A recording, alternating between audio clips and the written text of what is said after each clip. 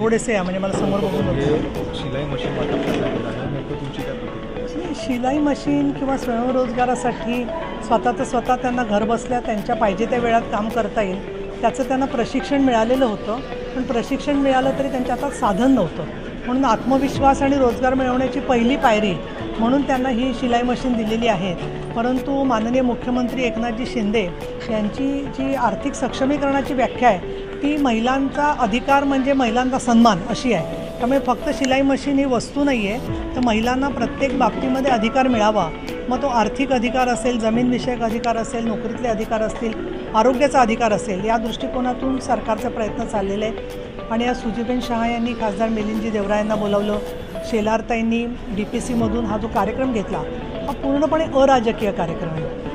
पक्ष निरपेक्ष पद्धतीने काम आहे आणि त्यामुळे जे सगळे सामाजिक राजकीय कार्यकर्ते आलेले आहेत तर या महिलांना पुढच्या काळामध्ये पायावर उभं राहता यावं म्हणूनसुद्धा त्यांचा दृष्टिकोन बदलावा, सकारात्मक व्हावा, त्याचा गैरप्रकार होऊ नये अशा दृष्टीने आम्ही मार्गदर्शन केलेलं आहे. आणि असाच कार्यक्रम मुंबईमध्ये अशीच मशीन्स देणं हा कार्यक्रम DPCमधून होणार आहे ठिकठिकाणी.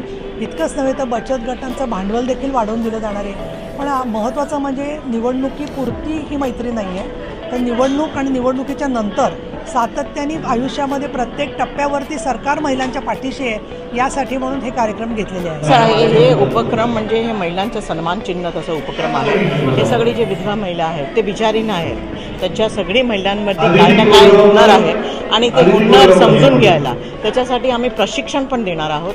हे घरी बसून हे काम करू शकते, फॅमिलीला पुढे घेऊन जाऊ शकते. एक लक्षात घ्या, आमचे एकनाथरावजी शिंदे नेहमी म्हणतात की जर खरोखर समाज बदलायचा असेल, जर खरोखर परिवारमध्ये प्रगती आणायची असेल आणि खरोखर जर देशामध्ये प्रगती आणायची असेल तर आपण आपली महिलांना सक्षम करू, त्यांना सबलीकरणचं काम करू. म्हणजे हे एक भाग आहे ते सबलीकरणचा, आपल्याला सगळ्याला माहितीच आहे. मुख्यमंत्री लेक लाडकी मुख्यमंत्री माझी बहीण योजना, लेक लाडकी योजना, बाल संगोपन अशी बरीचशी अशी स्कीम आहेत ते महिलांच्या सक्षमीकरणसाठी आणि सबलीकरणसाठी या महायुती सरकारने अंमलबजावणी केली आहे.